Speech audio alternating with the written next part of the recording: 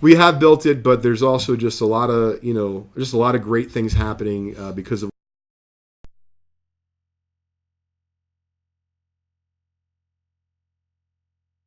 folks buy in. Some of the folks don't buy. I don't know if Bob has ever bought a spot, and I don't mean to single him out, but what I mean is we appreciate Bob's company and everyone else's company in between. It's a lot of fun, and as you can see, some of the giveaways, Lou, have nothing to do with buying a spot.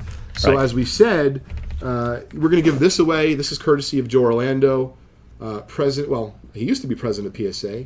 Now he is the CEO of Collectors Universe. He has donated that to us here at Vintage Breaks. We'll give that away just based on the comments during the PSA show today. We'll give that away to start the show next week. 1934 Gaudi Oscar Malolo card. We'll be giving that away. And then don't forget, there's just about 5 more minutes today.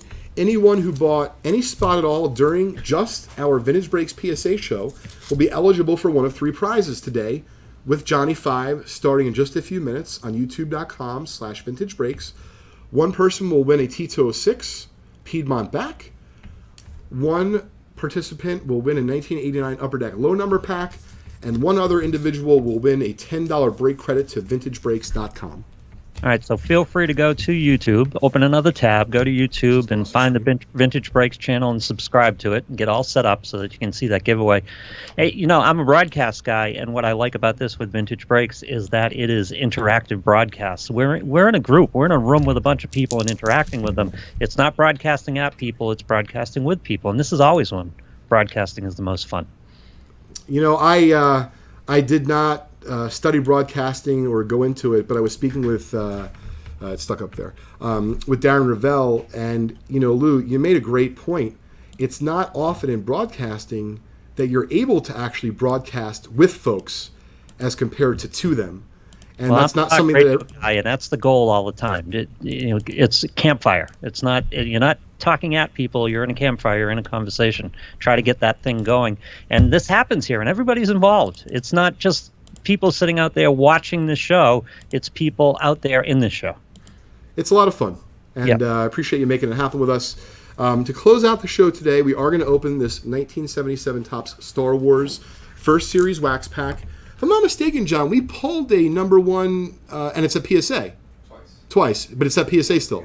The other one was last one. Okay. Yeah, we have one right now that's a PSA. I think it had an outside chance at a 10, but it looked like a lock 9. That was Jim's card. Yep, Jim, I remember that card. That was the nicest Star Wars card we've ever pulled. Okay, so without further ado, So first card will be. here before we get started? I'm sorry? What's the home run in this set? So it's the number 1 Luke Skywalker card. It's the number 1 card in the set. And in PSA 10, I mean, I'd have to check the PSA card auction data, but I believe that the last one sold for $5,500 at auction. It's insane. Insane. Okay, so the first card will be on the other side, as we always start, or at least I do, with the first card there. There we go. Some nice gum for you. Now, the stickers are really, really difficult to find in high grade. I remember the stickers. As soon as I saw that, I remember the stickers. This is Princess Leia. Certainly everyone knows her. So it's very sharp, clean, just a little bit off center left to right. This is actually one of the nicer stickers I've seen. Very nice. Card number How does 2.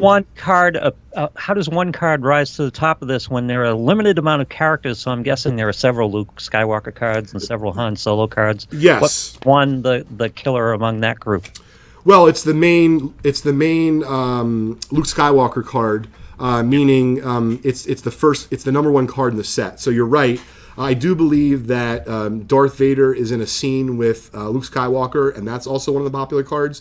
The Darth Vader by himself is a popular card, and as you can see here, so this is card number 35 in the set, 36. I'm sorry. Blast of the Laser Rifle. So there is no characters in this shot. It's just a scene from the movie. Right. Excuse me. Yeah. And the first series, I believe, is 55 cards plus the stickers. That went out to Justin. I'm sorry, no, the sticker went out to Justin. Jordan just got this card, as we showed you. 55 cards. So. Yes. Card number 3. Oh, this is a cool card.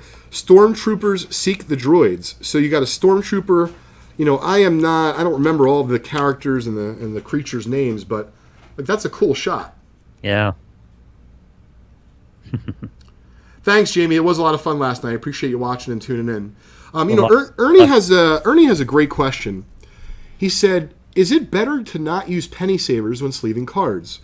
So the way that PSA wants you to submit your cards to them, vintage cards, I can't speak for modern, we don't really do modern, is in card saver ones, which is exactly what we use, without a penny sleeve. However, I recommend a penny sleeve, for example, if I was submitting a Kobe Bryant Chrome rookie or a Chrome Refractor rookie, I may submit it in a penny sleeve in the card saver.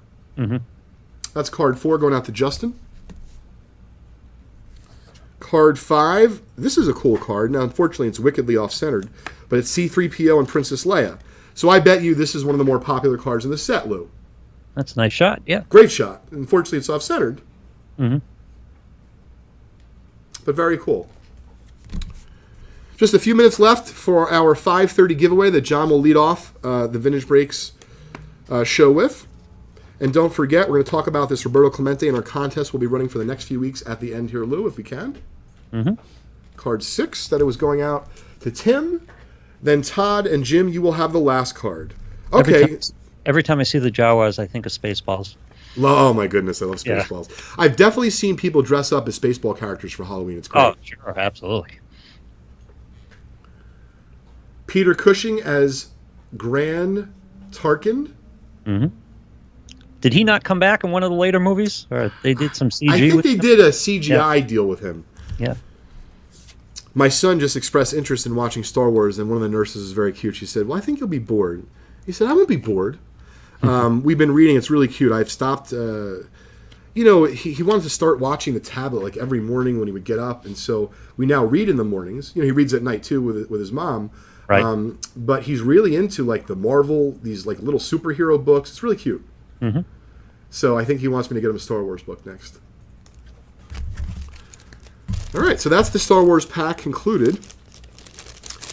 Now to close out the show, Lou, I wanted to make sure I reminded everyone about this very cool giveaway.